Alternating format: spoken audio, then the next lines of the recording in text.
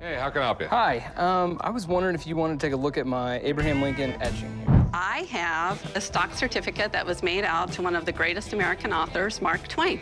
These guys are? Mr. Wells and Mr. Fargo. That's correct. They started Wells Fargo Express Company. I've got an item for sale today. I've got a Marilyn Monroe signed picture. What we got here? An ivory tusk.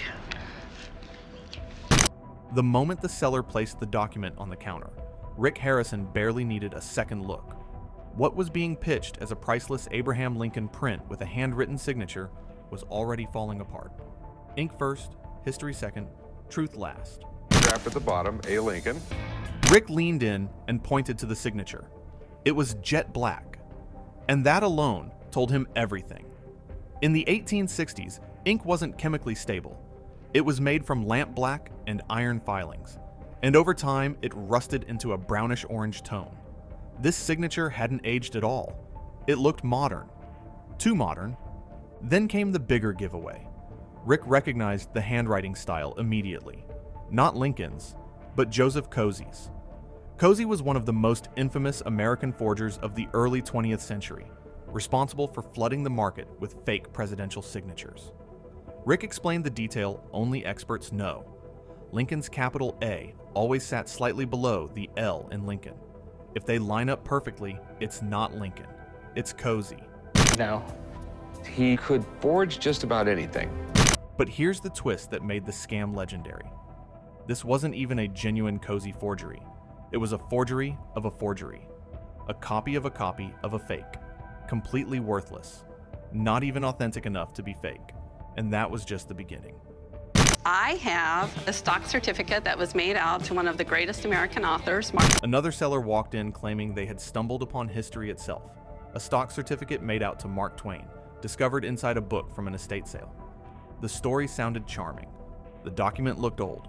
But Rick's smile said otherwise. No. Mark Twain said that a gold mine is a hole in the ground with a liar at the bottom. First problem, the name. The certificate was issued to Mark Twain. Legal financial documents don't use pen names. They use real names. Twain's legal name was Samuel Clemens. That alone raised suspicion. Then Rick examined the certificate's design, or lack of one. Authentic stock certificates from the 1800s were elaborate, intricate borders, complex engravings, specifically designed to prevent counterfeiting. This one looked simple. Too simple. Rick dated it almost instantly. The 1920s to 1930s, a time when Mark Twain memorabilia scams exploded in popularity. Another fake dressed up as a treasure. As Twain himself once joked, a gold mine is a hole in the ground with a liar at the bottom. Larry Finn literally is considered the American novel. Then came a scam so bold it tried to hide behind a luxury brand. A man walked into the gold and silver pawn shop, carrying 3 Wells Fargo belt buckles, each gleaming with promise. His claim was bold. They were handcrafted by Tiffany and Company. The story sounded perfect. Purchased from a Montana museum in 1969, complete with a letter allegedly from Tiffany, confirming their authenticity. His asking price? Just $500 each. A steal for items he said were worth tens of thousands. Company, they had stagecoaches going from town to town. Seller explaining the backstory. Rick Harrison barely let the pitch finish. He didn't reach for a magnifying glass. He didn't call an expert. He didn't need to. One glance told him everything. The soldering was sloppy, rushed, uneven, nothing like Tiffany's legendary precision. Even worse, the latch had been clumsily attached right over the Tiffany logo. That was the deal breaker. Tiffany craftsmanship is famously flawless. They don't hide their own branding under metal. Ever. Rick shut it down instantly. Then came the history check. There was no verified record of Wells Fargo belt buckles produced by Tiffany prior to the 1970s. Not in catalogs, not in archives, not in museums. The timeline didn't exist. And the letter?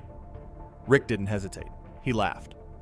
If I'm going to sell you a fake belt buckle, he said, I wouldn't have a problem typing up a fake letter. And none of these belt buckles popped up until 1970-ish. That's when the full picture came into focus. This wasn't just one lie. It was 3 layers of deception: a fake item wrapped in a fake backstory, supported by fake authentication.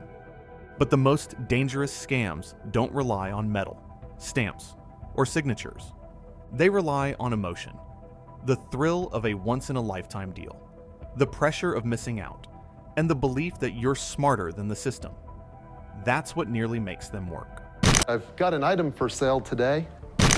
A seller presented a signed Marilyn Monroe photo, a handwritten poem, and a detailed backstory involving a soldier who allegedly received it directly from Marilyn herself. The claimed appraisal value, $48,000.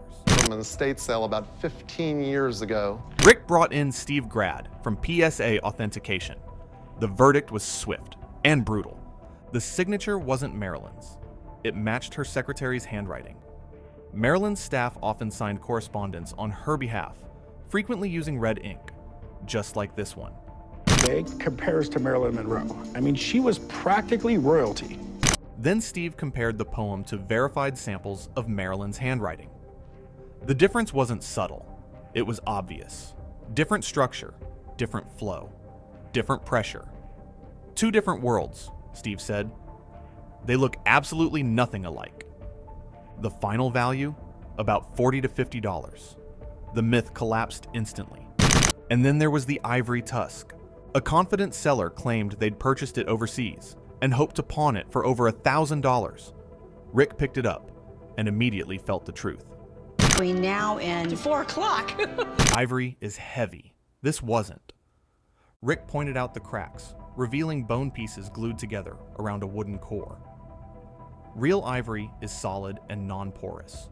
Bone isn't. This was a tourist souvenir, mass-produced to trick travelers. Rick offered $100, decorative value only. $100 on this. No. What makes these scams fascinating isn't just how bold they are. It's how easily belief can override evidence. Every item came with a story. Every story sounded convincing, and every single one collapsed under expert scrutiny. Rick summed it up best. He never keeps fake items in the shop, not even for display. One mistake, one employee mislabeling a fake, and the consequences could be massive. The lesson is clear. In the world of collectibles, confidence means nothing. Stories mean nothing. Paperwork means nothing.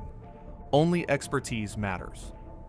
If you enjoyed seeing the biggest scams ever attempted on Pawn Stars and how they were exposed, hit subscribe, drop a comment, and tell us which fake shocked you the most.